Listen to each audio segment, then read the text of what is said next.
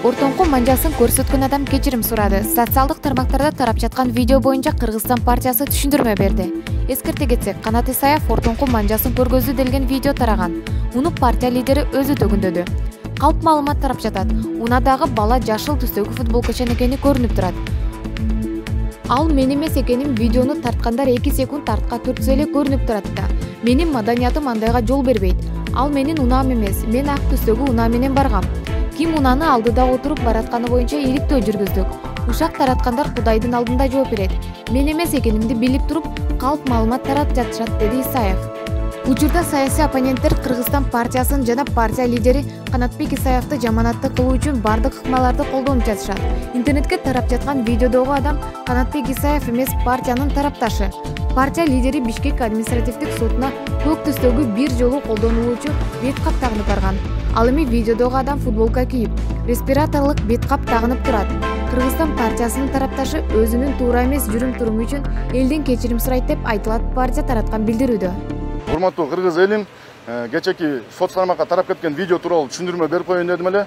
Кече күнү Кыргызстан партиясынын сот чечими чыккандан кийин сторонниктери кубанып, бияктан лидерди провожать этип, мен андан машинеге келип, отуруп, айдап жүргөндөн кийин биздин сторонниктерге лайк класс бастым. Класс баскандан кийин биз айдап баратканда жакта бир 50ге жакын киши турган, алардын арасынан 10 чактысы ортоң колун мага көрсөтүштү.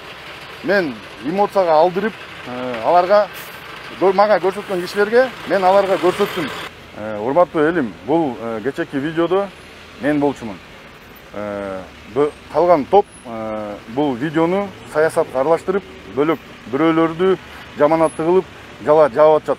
Жаман кишинин өзү өтпөсө да сөзү өтөт болуп атат да азыркы маалда.